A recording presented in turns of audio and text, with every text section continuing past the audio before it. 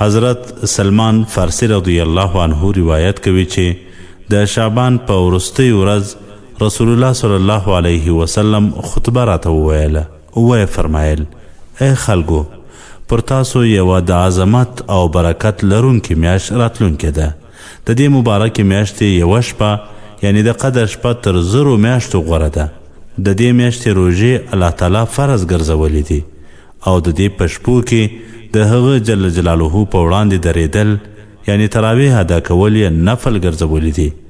څوک چې په دې میاشت کې د الله تعالی د رضا او هغه ته د نږدېوالي لپاره کوم سنت یا نفل کار وکړي، هغه ته د بل وخت د فرضو برابر ثواب ورکول کیږي. او په دې میاشت کې د فرضو ادا کول په بل وخت کې د 80 فرضونو برابر ثواب لري. دا د صبر میاشت ده او د صبر بدله جنت دی. دا د همدردی او غمخواری میاشت ده او دا هغه میاشت ده چې د مؤمنانو روزي پکې پراخیږي. چا چې په دې میاشت کې کوم روژتي ته روژه ماتی ورکړ، نو هغه ته به د ګناهونو د بخښنې او د دوزخ له اور څخه د خلاصون لامل وي او هغه ته به د روژتي هومره ثواب ورکول کیږي، پرته له دې چې د روژتي په ثواب کې کمی وسي. له هغه صلی الله علیه وسلم څخه پوښتنه وسوه: ای د الله رسوله، په موږ کې هر یو د روژه ماتې ورکولو وس نه لري، یعنی آیا غریبان به له دې ثوابه بې برخې وي؟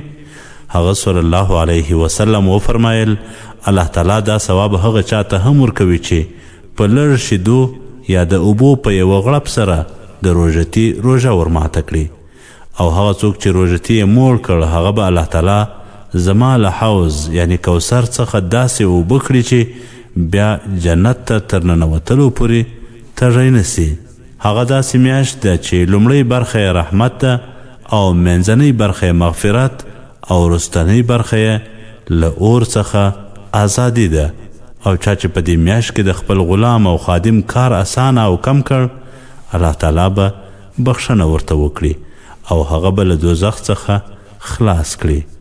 د دې حدیث روایت بیهقي کړی دی.